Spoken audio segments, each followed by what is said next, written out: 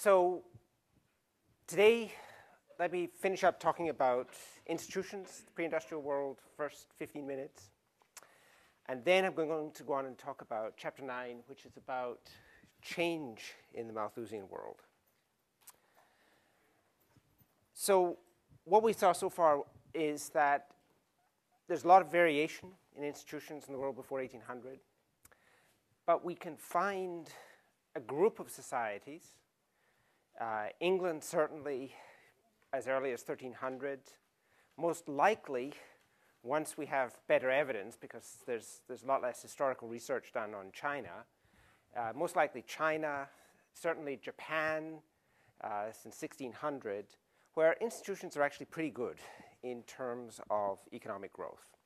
And I went through and I showed you in terms of personal liberty, freedom from violence, markets, that these were societies actually with a lot of incentives that would have allowed growth before 1800.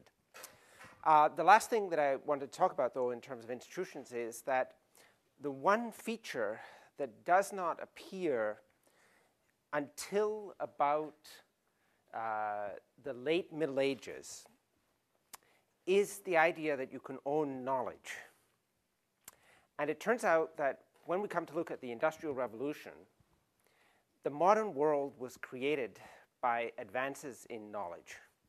It's not physical capital accumulation that drives the modern world. It's the advance constantly of knowledge. And knowledge is a very odd economic good. I mean, economists treat it as a good like any other good, right? I mean, the whole point of economics is to make everything into a good. Love is another type of good. Marriage is a good. Everything is a good in economics. And so knowledge is just a peculiar type of good. It's a property that people can own and that societies have to set up rules about how you own it, how it's transferred, and what happens to knowledge. But it's a very peculiar good, right? And so the important thing, as I say, about economics is that a lot of the ideas in economics are about what are the appropriate definition of ownership within a society. And a nice example of this that I used to give, but that will not resonate for you people, is probably before you were born, there was this horrible cafe on 3rd Street, where 3rd and U now is, called Cafe Roma, which was like a pit of despair. But it was the one cafe that was close to the university. But it was a coffee shop where occasionally you could go in and they would have run out of coffee, which was like a Monty Python joke. I mean, what are you if you're a coffee shop without coffee? Now, the interesting thing then is that for some reason it never went out of business. It took a long time for it to go out of business. If I had gone in and assaulted one of the people in Cafe Roma, they would rightly have carted me away to the local jail for violence against the owners of this shop. On the other hand, suppose you had set up an actual decent functioning coffee shop next door and driven that shop out of business. You would have done as much damage to them as if you'd gone in and assaulted the people who owned the shop, right? But that is a damage that we encourage under capitalism. You can make people's lives ones of despair and misery, and it's a laudable act under the ideas of a capitalist economy. But if you actually went in and assault people, then you get hauled off to jail. And so we actually have this interesting idea in economics that there are impermissible types of injuries to other people, but there are also permissible injuries. The permissible injuries can be pretty devastating on other people, but we actually say that that's something that we should allow under modern kind of society, and that's what allows for efficient economic functioning.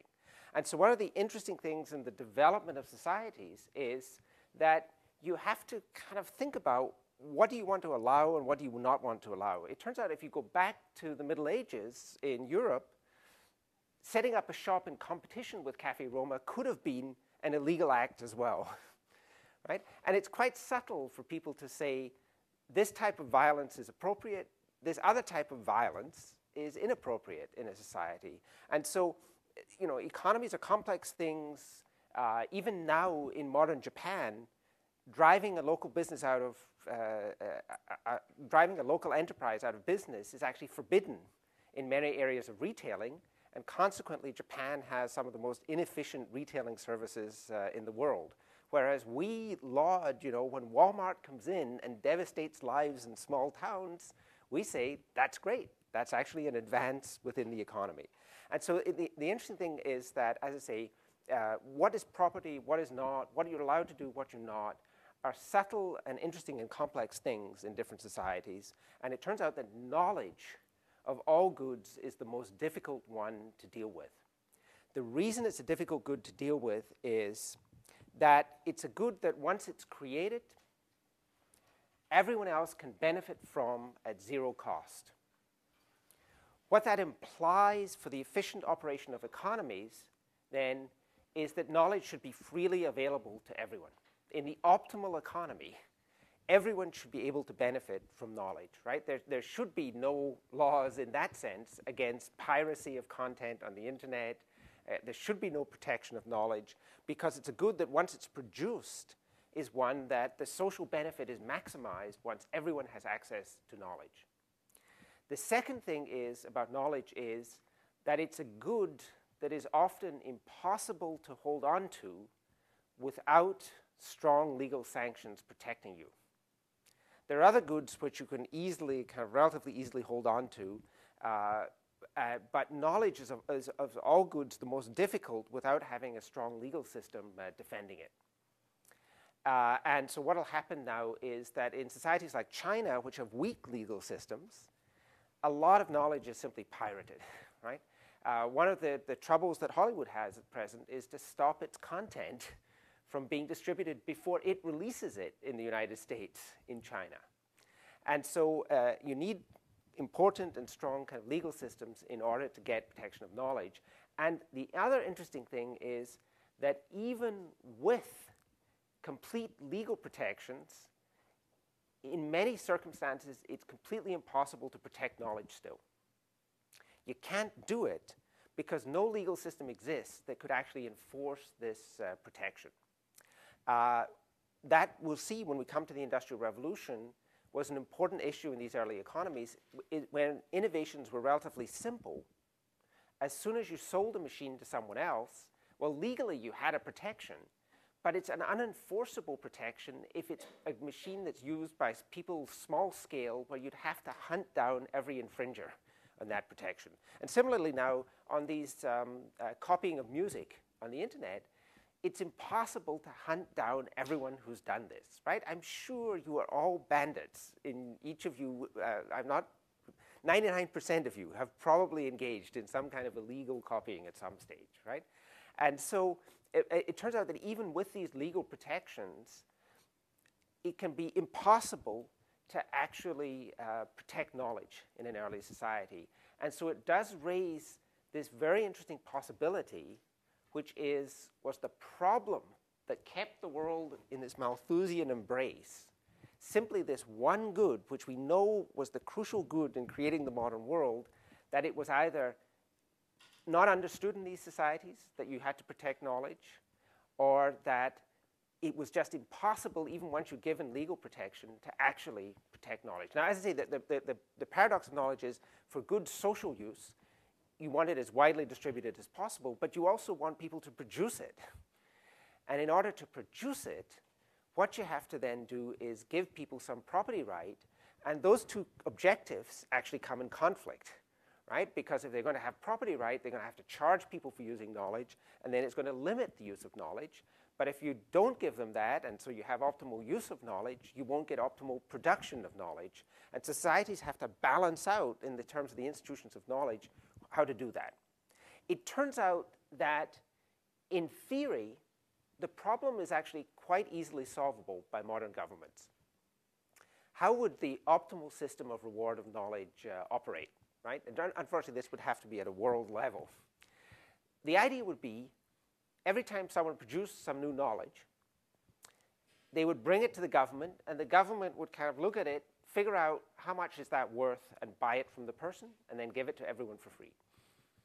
And it would actually use its taxing authority to reward innovators, but then allow for the absolute free distribution of the knowledge.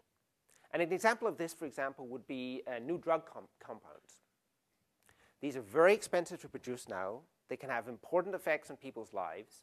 But the problem is that they get introduced very slowly because the company has to charge very high amounts of money in order to benefit from that drug. So there are some preparations that can dramatically affect people's lives that cost $5,000 a year, $50,000 a year, right? And it limits the use of those compounds. And this shows up particularly in kind of awful ways in the sense that there are huge international differences in income per capita, so that now there are compounds produced in the US that can save lives, but that no one in the third world could possibly afford to buy at the price the manufacturer would like to charge for that drug.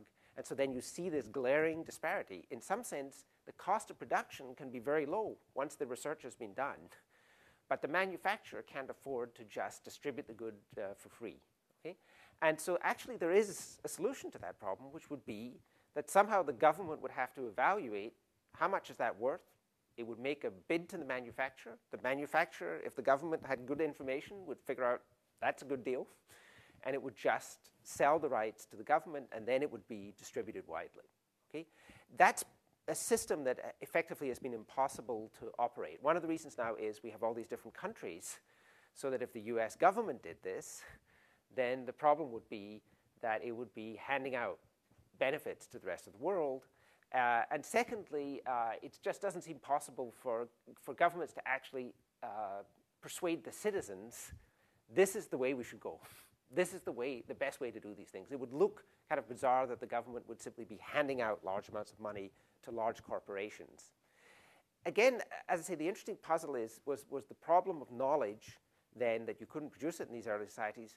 It turns out that early societies, some of them actually operated a system like this. It's the optimal economic system. It's not clear that they operated it optimally, but in something like, say, France in the 18th century, what would happen is inventors would come before the king and say, you know, here, Your Majesty, here's my invention. Can I get a reward? And the king would then actually grant rewards to people in terms of the benefit that you've done to the public good, right? Now, we think that those rewards were too small. They were often politically connected. You would be favored, some people not favored other people. But it actually, interestingly, turns out that they had some of those ideas, that there was this public benefit to knowledge, and that consequently, that one of the duties of the king was actually to reward people for making a gift, for producing knowledge. But it is a general problem in these societies. What happens in terms of the evolution of property rights and knowledge? If we go back to the classical world, they didn't have the concept that you could own knowledge. That meant that in the Roman world, the Greek world, there was no idea that legally you could get protection for producing ideas. So it raises this interesting possibility that, well, maybe the reasons the Greeks and the Romans were so sophisticated about some things, but so unsophisticated about other basic production techniques, was that there was simply no market incentive in those societies for anyone to actually invest in improving the basic techniques of the society. And that was the crucial mistake that they had made that condemned them to live in this Malthusian world and prevented economic growth. The problem with that easy conclusion is that we only produce institutions when someone has a stake in the issue. We don't write laws for stuff where someone isn't concerned by that and someone doesn't have a vested interest in it. So, for example, someday we may land on Mars. We have not yet developed a lot of legal doctrine, I think, about the rights to Marsian minerals or the water rights on Mars, right? Because it's not an active issue within the society, right? What happens is that most of the development of laws concerns stuff that people are struggling over now, right? Patent laws, intellectual property rights are a huge issue of legal debate because it's so important in our modern world and because knowledge production is such an important activity. So another argument about the Romans would simply be, well, the reason they didn't have any protection of intellectual property rights in ancient Rome was because no one was producing knowledge. It's a society where in 100 years, the basic production technology would hardly change at all. Consequently, there wasn't a flood of innovations coming onto the market there that people wanted to protect. What's actually happening in that society is that they didn't have to confront that problem because there was no one turning up at the emperor or the Senate saying, look, I produced this great new spinning machine, and now infringers have just driven me out of the market. I need some protection for this device. And so the problem, as I say, in evaluating this historically is just the absence of these intellectual property rights is not sign that that's actually, on its own, that that's actually what was holding back growth in these societies. Because when we see property rights eventually come to Europe, property rights in knowledge, in the late 16th century, they spread from Italy to Northern Europe. What actually created that innovation in the legal systems in Northern Europe was that the Italian had a number of fine craftsmen that the northern monarchies wanted to attract and wanted to set up their own industry. So in things like glasswares. And so it turns out the Venetian glass producers, fine glasswares involved adding various chemicals to glass to produce different colors, different glazes, right? And once you had a craftsman and you showed them what was going in there, then they could easily just go next door and replicate your product. And so that was an industry that, when it developed, it needed that patent protection in order to survive. The industry became famous across Europe. In, for example, England in the 16th century, they said, well, we should have a glass industry as well. We don't need to just import this stuff. Let's bring in the craftsmen. Let's set up our own industry. The craftsmen said, we're not coming unless we have protection for our secrets. And so that's what led to the actual initial development of these patent systems. And so what you actually can see in practice is it was the existence of valuable knowledge that then led to the development of legal systems to protect that knowledge. And so there is this kind of chicken and egg problem here, which is we know they didn't have these institutions. Was that because no one was developing stuff? And was it later come along simply because of the improvements in innovation in the societies? Okay? So when we come back and look at the Industrial Revolution, we'll come back and look at this puzzle again, because it's going to turn out that the Industrial Revolution is really driven by this upturn in innovation. And one of the things we can actually look at in the Industrial Revolution period was that upturn in innovation driven by improvements in the ability to protect knowledge? Can you actually see people responding to a better legal protection of knowledge? And that's actually what's driving the Industrial Revolution. It's unfortunately going to turn out to be not the case. We'll actually see in the Industrial Revolution period that knowledge protection was still actually very, very poor in that society, and that most of the famous innovators of the Industrial Revolution period would have been better staying in their beds in terms of the return that they earned. The people who made the modern world largely got very little reward for their activity. I mean, some of them were definitely trying to do this in the hopes of making money.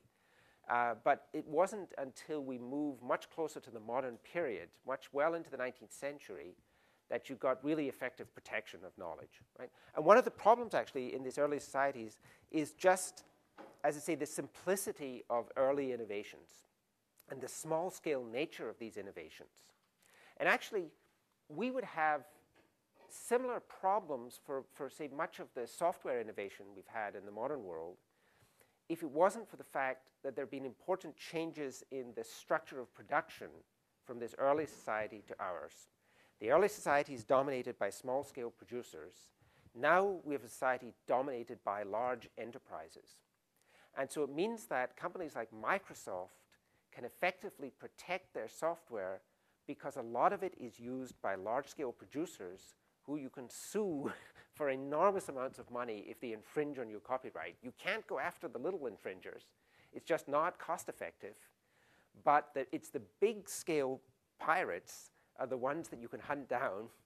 And that means that, for example, in things like the university here, we are very careful not to infringe on people's rights because of the legal risk that that will place on the university. And we actually have compliance officers that are making sure that the software on the machines is legal. And it turns out there was an interesting interview at NPR with the head of an association set up by the software producers to patrol infringements. And it turns out they have a hotline where people can call up and report their employers for violating copyrights on software. And they asked the person, well, how much do you pay for these calls? And the answer was, well, we don't have to pay. Every large organization has many disgruntled employees who are only too happy to turn in their bosses if there are these violations. People do it for free, right? And it's actually, as I say, it's the large-scale nature of production in this case that actually allows for much more effective protection through the legal system of many of these property rights. That was a feature that you didn't have until after the Industrial Revolution, and consequently, it's very hard to protect knowledge in this early world. So that's why a lot of economists have thought that this is actually the key explanation in terms of the growth of the modern world. We'll come back and look at that. It's a very interesting issue when we look at the Industrial Revolution, but the argument here is going to be, in the end, it's not something that actually created the modern world. That came later. Sometime in the 19th century, we moved to systems that effectively protected knowledge, but not at the time of the Industrial Revolution. Okay, so the main topic then, or the substantial topic today, is about change in the Malthusian world. And if you think about this Malthusian model, the prediction is that living standards, life expectancy, living conditions, material living conditions just stagnate in the world till 1800. And we saw great evidence that from hunter-gatherers even to the rich societies of 1800, there's very little sign of change in living conditions. What we would expect as a kind of corollary of that is that this would be, in some sense, apart from population growth, this would be an entirely static world. That if we look at a slice of it at any time, human behavior would be very similar, whether it's 10,000 BC, 1 AD, or 1800, right? That people are caught in this mechanism, and that the incentives are just going to be the same for people in all times, and we wouldn't see significant changes in the way people behave over this Malthusian era. It turns out, though, that there were quite dramatic changes in basic human behaviors over the course of the Malthusian era, and they tend to have a kind of a historical drift. It's not that they go up and down or they randomly fluctuate. There are quite systematic changes that are occurring within this Malthusian era. There's some kind of dynamic within this economy, and the puzzle is, where is that dynamic coming from? And what I'm going to look at, the principal ones that we can observe are, first of all, a change in time preference. And I'll explain in a minute exactly what we mean by time preference. There's very important changes in people's degrees of numeracy and literacy as we move from the early world to the modern world. We talked already, there's significant changes in the amount that people work, and we also saw that there's a significant drift in terms of the amount of violence that goes on in this world.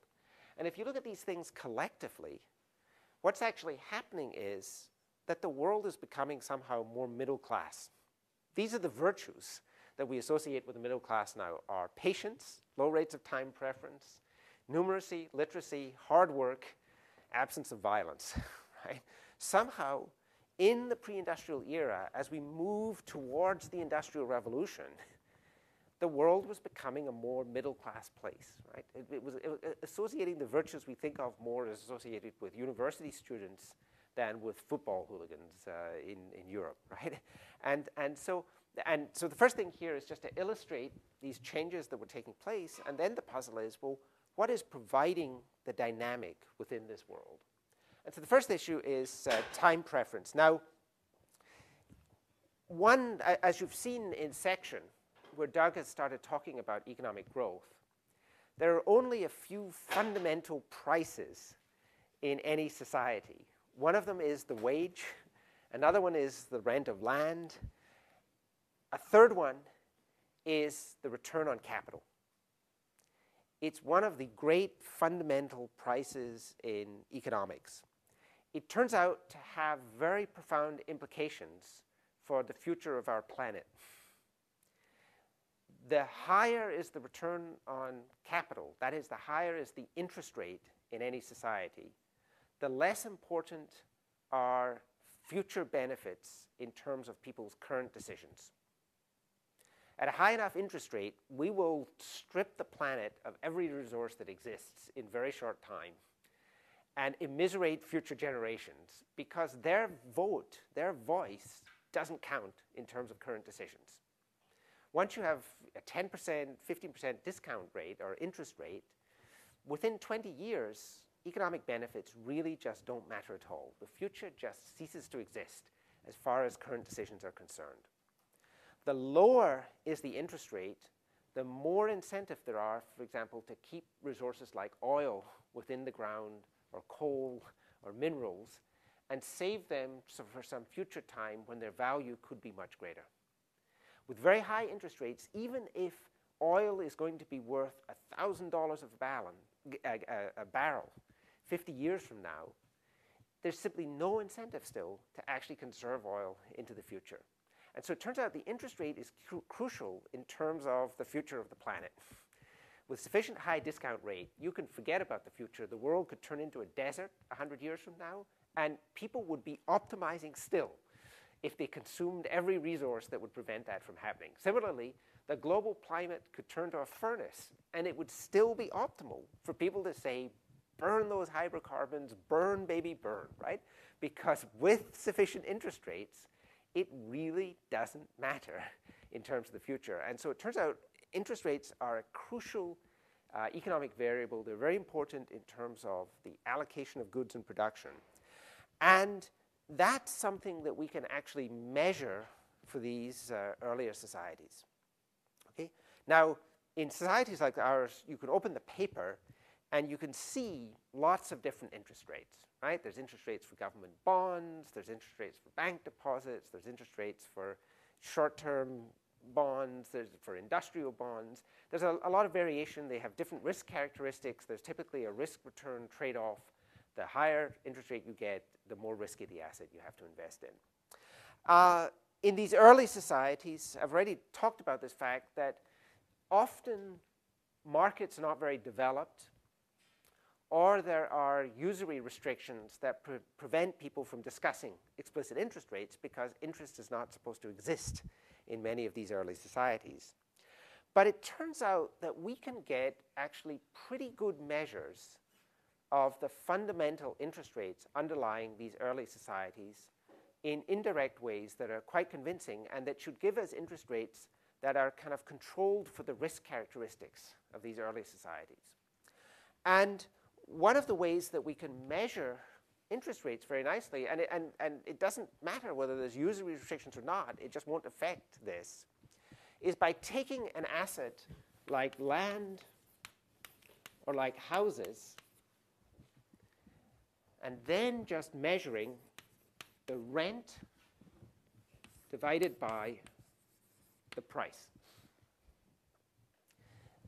That, in the case of land, where land doesn't depreciate, that's going to be a very good measure.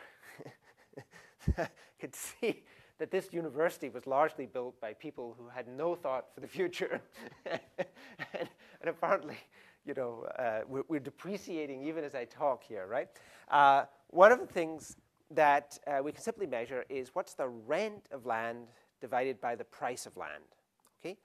And that'll actually give a very good measure of one of the fundamental interest rates in the society, okay?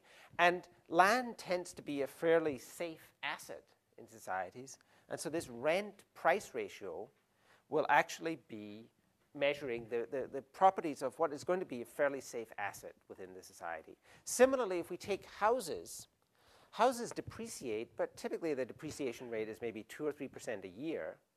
So again, if we take the rental value of housing divided by the price of housing, deduct 2 or 3%, that'll again measure the underlying interest rate in the society.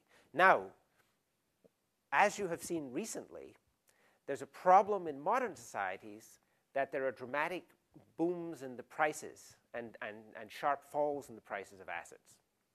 And so one of the problems where this measure will not work correctly is if one of the things that people are expecting to get by owning land or houses is a gain in the value of that asset in the future. And then what will happen is that that rent-price ratio will actually decline very sharply because people will be expecting to get some of the return in the form of much higher price for the asset in future.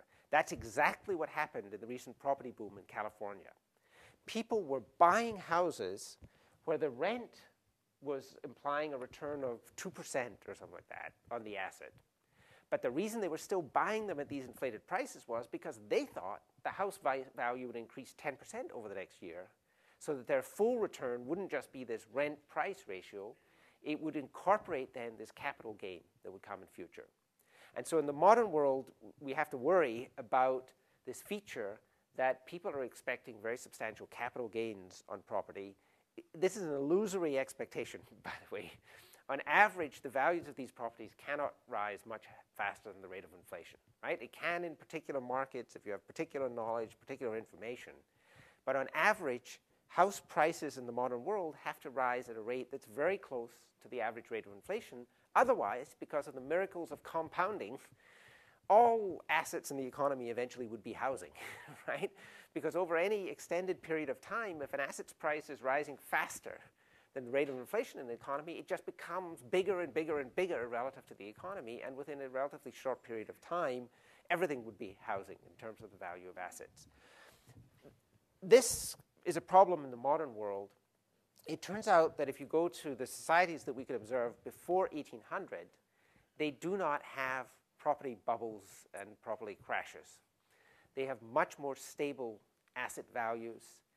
There's much less of this problem.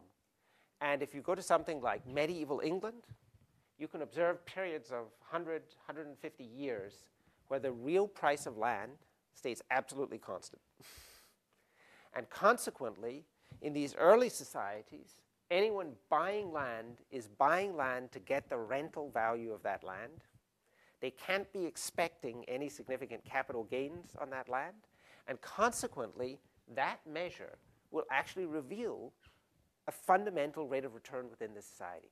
It's going to be actually a very nice measure of the rate of return within these societies. In medieval Europe, we get a kind of an analogous measure, something that is called the rent charge.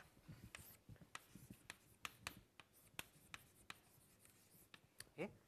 And when you buy land, there still is some kind of price risk in terms of, well, what's the value that I can sell that land for in the future? There's some uncertainty.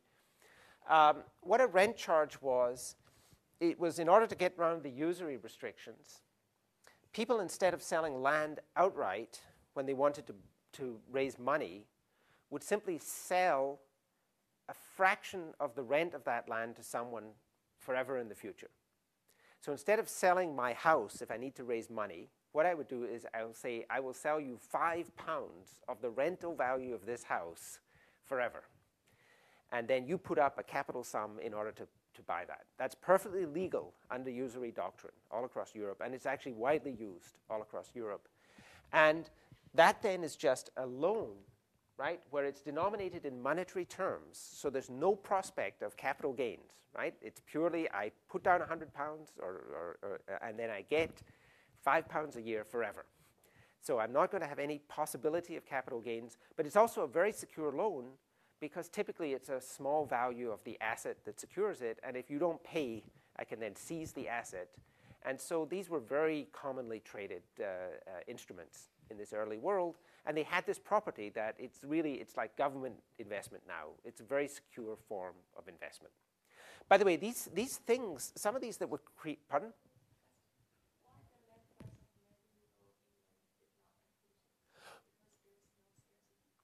The question that comes up is, well, why don't land prices change very much in medieval England? And the answer here is that, remember, the Malthusian world, everything is changing very slowly. And so you can go through very long periods where if there isn't any technological advance, the society, as I say, is static in that sense, that you're just caught in this equilibrium. You've reached the equilibrium and you stay at the equilibrium. And remember, we also saw that there's an absence of inflation in many of these early societies. And so you actually can have, and this is a measure of the price in real terms in medieval England, but we can measure the price of land from, say, 1200 to 1350 and find that it's just flat, right? It's not like the modern world where there's dips and swings and everything else. This is a slow-moving world, the medieval period. And so we can also measure these rent charges. And the peculiarity is a lot of these were created in the medieval period in England. Some of them are still being paid, right? Even in my own case, I grew up in Scotland. And the first house that we lived in, every year, my father had to go and pay to the minister of the local church £2.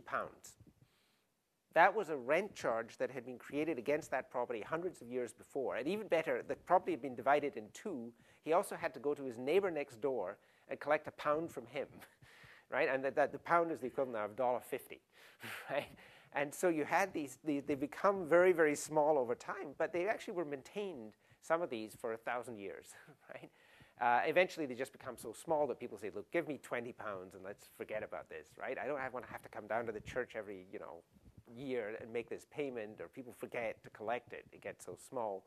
But these were very secure capital charges that were made in this early world. And so that's one way we can actually look at what are interest rates in this world. And there's a reason I'm emphasizing that these are for very safe assets. We'll see in a minute. Another way that we can actually measure interest rates in this world is by looking at the behavior of prices of things like grain over the course of a year. And this is an interesting application of economics. And so let's draw a diagram here. And then on the bottom axis, let's put the day in the year. And on the top axis, let's put the price. Now, there's a lot of goods in this early world that are harvested once a year, but then consumed over the rest of the year. So wheat, in England, I mean, it turns out that the Davis academic calendar was set because of the medieval agricultural year. The quarter system is actually based on the medieval year, right? And what would happen in somewhere like medieval England is harvest would occur in September. And that's when was a huge activity in farming, and the wheat, the barley, oats, all of the rest of it would be harvested. They would settle up the accounts on the farms, and then there was a feast day in late September, Michaelmas, which then was defined as the beginning of the new calendar year. But it was also the time when work activity dropped steadily on the farm so that kids could go to college, right? Because they had to be out for the summer quarter where there was the great demand for labor. And so that's the day in the year that colleges began. And then the year was divided into 4 quarters. And colleges defined their terms by these 4 quarters. And that's actually persisted, as I say, down till the present time, when it actually has absolutely no meaning in the modern world. But it is a remnant of Oxford and Cambridge universities in the medieval period, that's how they set up their academic system. Okay? And so what happens in this world then is in September, the harvest comes, but then that wheat is consumed, the barley is consumed. The barley is used and consumed in the form of beer, mainly. The wheat for bread, the oats for the horses. That's consumed over the course of the year. And the question is, well, what's the price of wheat going to be over the course of the year? And so you might think, well, there's a harvest, and that's going to determine how scarce wheat is in this year, so there's going to be some initial price. Now that the harvest is in, we can see how much wheat do we have for this year. There'll be an initial price, and you might think, well, that'll be the price that'll be determined until we get to day 365, when there's going to be a shock, and then there's going to be some new price that will come in, right? Because a new harvest will arrive, and that'll determine the consumption possibilities for the next year. and that you would get this stepwise change in prices from one year to the next. It turns out that that can't be the price, the way the price operates across the course of the year. And the reason is this.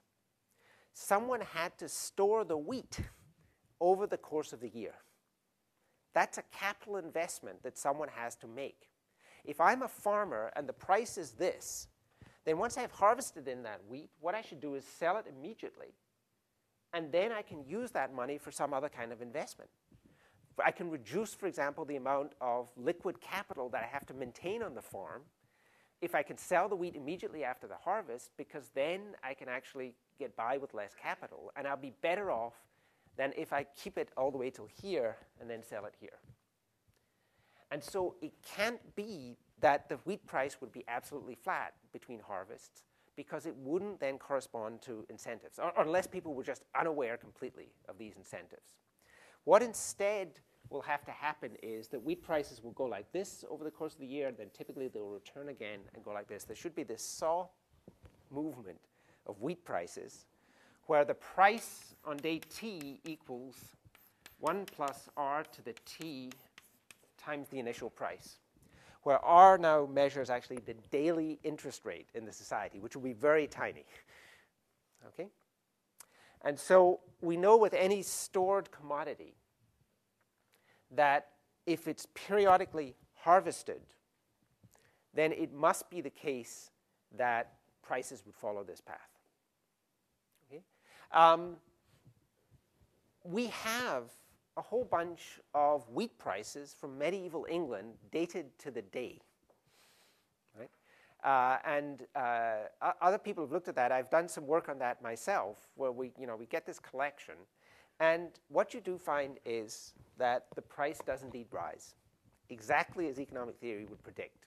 So in the Middle Ages, they had no idea of how to calculate this, right? Especially since they're using Roman numerals.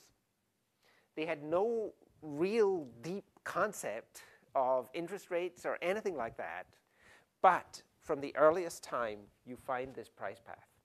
And you can calculate from that price path what the implied rate of return on capital is. Again, this is a fairly safe investment. Everyone always wants wheat. It's stored in these barns. They're quite good at building barns that will keep rats out in the medieval period. It depreciates by 1 or 2% a year if it's stored. We can measure all of that. And then consequently then, we can actually see this path and actually use that to infer whether they're an impatient society or a patient society. Okay? And we can also measure that in the 19th century in the United States. We could measure it now. In all commodity markets where there's periodic harvest, you will actually get these price movements here.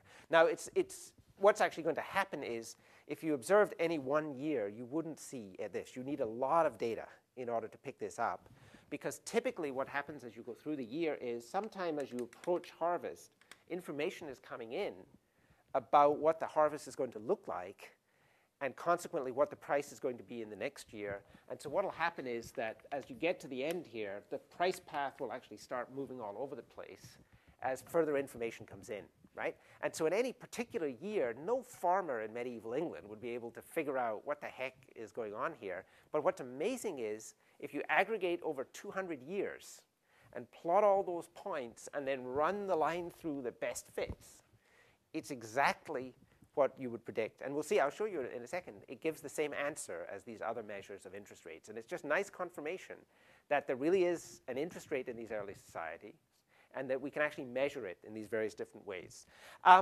Let me just take, we've got 5 minutes left, so let me just tell you something about the modern world when we think about this. If you think about this price path, in the modern world, we have a good, which is oil, large quantities of which are sitting underground in the Middle East, right? If one way of thinking about oil is, well, we've got this giant bucket of oil under the ground there in the Middle East, and the sovereigns in countries like Saudi Arabia have to decide, should we leave it underground and exploit it later? Or should we sell it now, put the money in a Swiss bank account, and would that be a more profitable decision? And so some of these countries have made different decisions. In Kuwait, they sold a lot of oil and actually invested it then abroad, the product. And so when Saddam Hussein invaded Kuwait, he knocked out only half of the national income of Kuwait because half of it was coming from these assets that they owned abroad. They could actually have bought a South Sea island somewhere and set up another Kuwait using the accumulated accounts they had elsewhere for these countries, right? And one potential path, if you don't like the Middle East that much, is sell all the oil, get the money, buy some real estate elsewhere, carry on in a safer neighborhood, okay? And so one of the interesting things then is, what will be the decision of the owners of this oil? Suppose that the future path of oil prices is predicted to be this. What would be the optimal decision of Kuwait or anyone else if they have a choice about how much of that oil to sell now as opposed to how much later? They're just like the medieval farmer. The answer would be sell it all now, invest the money in interest-bearing assets, hopefully not in AIG or Lehman Brothers, right? But invest the money, simply collect the money rents later. What would actually persuade them to keep the oil underground? It would have to be the expectation that oil prices are going to continually rise, that oil is going to get scarcer and scarcer over time. If you don't have that expectation, don't keep any oil underground, okay? And in fact, if you think about that price path that would have to exist, that predicted price path, in order to persuade people in the Middle East to keep that oil underground, it's a risky neighborhood, right? And for example, if you're the rulers of Saudi Arabia, it's not a democracy. There's always the chance that you're going to get overthrown internally, or that someone else is going to invade you, right? If you're in some of these other states, there's a Sunni ruling group that is a minority in these states where the Shia population is actually in the majority. And recently, I can't remember, unfortunately, which country it was, there were daily riots by this oppressed minority within the society. In that case, you'd also want to add a large discount factor to say, well, if I hold on too long, I may lose everything, right? I want that stuff invested safely with the Swiss, right? And what that would say then is that the path that would have to be predicted for things like oil in terms of future prices is inevitably higher within the world, right? And the other thing is that it also illustrates the importance of the interest rate in terms of determining how fast that price rise has to be. The larger is the interest rate, the more that expected price rise has to be. Now, that's what we expect. One of the puzzles of the last 40 or 50 years has been that oil prices haven't shown this steady upwards trend. They've moved up and down, but they haven't actually displayed that path. In fact, for a long period, oil prices were actually falling. And so then the puzzle is, well, why isn't it that, people are actually pumping much more oil at present, given that the path has been one of actual, there's fluctuations, but they haven't shown that long-run upwards trend. That I'd have to save for another class, but it's just a nice illustration of this idea that interest rates are really important. They exist in all these societies. Next time I'll come and show you the startling fact that interest rates are astonishingly high in the early pre-industrial world.